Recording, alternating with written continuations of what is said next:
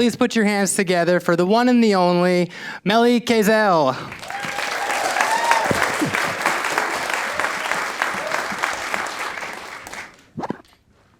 Hello. I'm very excited to be here to celebrate Sean Power's trip up the Pacific Crest Trail. Isn't that amazing?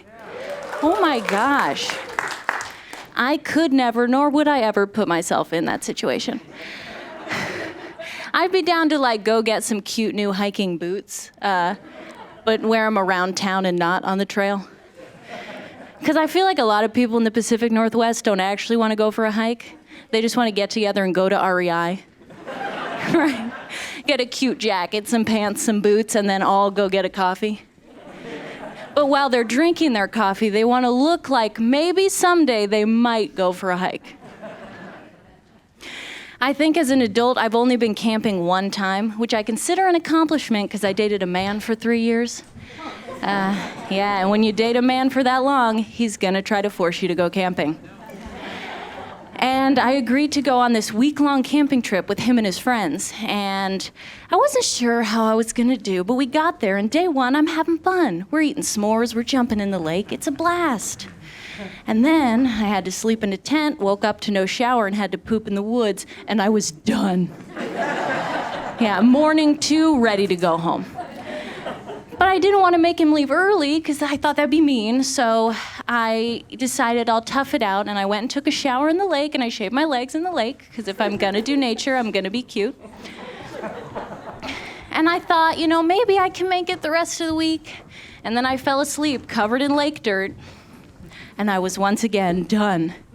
And then we woke up on day 3, and one of his friends wanted to go home early because he had a work event. And you have never seen a woman pack up a tent so quickly in your entire life. If tent packing were an Olympic sport, which based on the fact that power walking is, I think it could happen, I would be an Olympic champion. He did not have time to debate me before we were home. I had taken a hot shower. I was in my cute new hiking boots, ready to get a mocha. And I know that might make me sound like a little prissy, which is a little true. But also, I realized that I'm not quite as prissy as some people I went to college with. Because I grew up in a very small town in Oregon, very small country town, and we didn't really have any rich people in my town. My family wasn't, and if anybody was, it's because their parents were grass farmers. And nobody's out there bragging about how, well, my family's loaded because we sold a lot of perennial ryegrass this season, and I have a lot of fun grass facts for you. I'd be into it, but I think most people wouldn't. But when I got to school up at Western, I realized a lot of rich kids go to school up here, and I couldn't relate to the complaints about on-campus living. Because I made a couple friends just right out the gate, and we were walking to the dining hall, and one of them, let's just call her Vicky, said, "Oh my God, the food here is so bad. It will be so much better at my house with my home chef, Marisco." Melly, what do you think? And I said, "Are you freaking kidding me? There are so many options, and if I don't like something, I can get rid of it, pick something else, and no one is here to make me feel guilty about it." Because my mom cooked a lot when I was a kid, and I love my mom. She's here. I love my mom so much, but her cooking was sometimes questionable.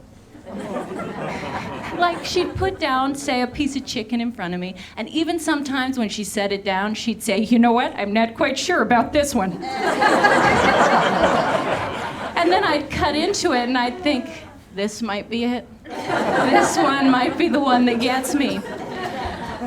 And then, if I didn't eat all of it, she'd say, "Melly, I tried so hard for you. I don't even like to cook. I don't even really know how to cook, if I'm being honest. But I tried really hard, and you better appreciate it and eat all of it." So I did. But I was walking around this dining hall looking at all this meat that they've cooked. And all I could think was, if this is cooked badly, somebody's liable.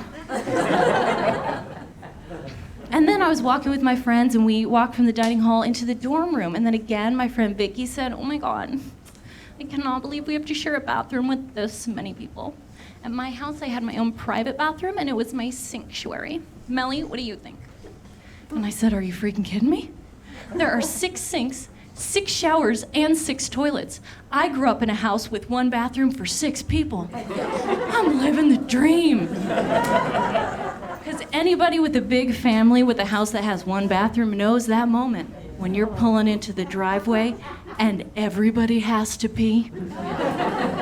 The radio isn't on, but Eye of the Tiger starts playing. Bum, bum, bum. As soon as the car stops, somebody grabs the house keys and they run up to unlock the door, but that's their mistake. Because as soon as they unlock it, we grab them by the back of their hoodie and yank them out of the way. Any man is already peeing in the backyard because he knows not to get involved. We run into the house, the dogs take out one person, now there's 3 left. I'm kicking, I'm doing anything I can to try to trip somebody. I hear a thud. Somebody goes down and they're crying, but I don't look back. They made their choices. They could have stayed in the car. Now it's the final 2, and we're punching, kicking, doing anything we can to get to use that bathroom first. And then I do the only thing I can do. I start to pull down my pants right there, and I say, I will pull down my pants and I will pee right here. I swear to God, I'll do it. You know I'll do it. And then they run away defeated because they can't believe, even though I have never actually done it, that I would threaten to pull down my pants and pee right there just to use the bathroom first. So if I don't have to tackle somebody to get to go pee, I'm living the dream. But, you know, even though I have some perspective in those areas, there are a lot of areas in my life where I think I need to gain more perspective on the world. Because I read a story last week about this man in Florida. There was a 77-year-old man in Florida playing a game of golf, and he lost his ball in this pond. So he walked over to pick up his ball, and an alligator got him by the leg. And it's dragging him into the pond. And this 77-year-old man is smacking the alligator with his golf club, and he jabs it in the eye, and it lets go. And then this 77-year-old man picked up his ball, walked back onto the golf course, and finished his game. And last week, I was leaving my house, and I saw a spider web with an egg sac in the middle, and it was a pretty solid distance away from me. And as I walked past, I glanced over, and the egg sac hatched. And all these baby spiders came out all over the spider web, a good 10, 15 feet away from me. And I, as an adult, peed my pants. So I think I could use some perspective. In my first attempt to gain more perspective on the world, I took a trip with my friends to Texas. And when we first got there, we decided to go for a hike. And when we get on the hike, I see a sign that says, "When you get attacked by a rattlesnake." Okay, now it said if. But as someone from the Pacific Northwest, it read a lot more like "when you get attacked by a rattlesnake." And up to this point, the most dangerous nature sign I'd ever seen is that one at Lake Padden that says, "Please avoid the tiny invisible snails that might be on your boot." So I was not ready for rattlesnakes. And this is, I swear, what the sign said to me. When you get attacked by a rattlesnake, call our guy. And there was just one phone number. So I'm there thinking, there's only one guy in all of Texas that responds to these rattlesnake problems. And also, I have to be attacked first. I have to be bitten, poisoned, in distress, and then maybe, if he's not on another call right now, he'll come and help me.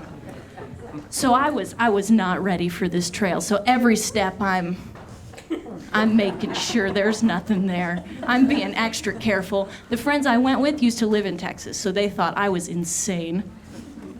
But I'm being careful, and then I hear a cricket, and I realized that the crickets in Texas sound exactly like what someone from the Pacific Northwest would think a rattlesnake sounds like.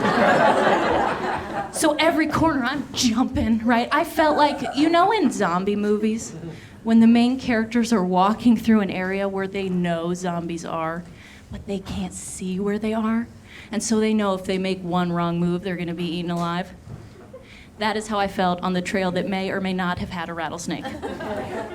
So I'm being extra careful, and then against all odds, I made it to the end of this trail.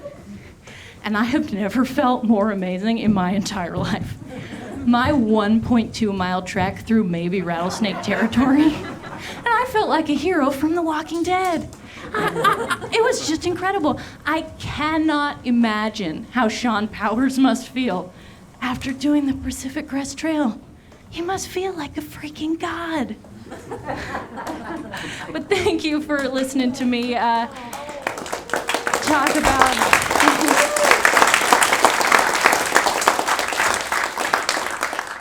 talk about how bad I am in nature. I think the next people coming up are a little better.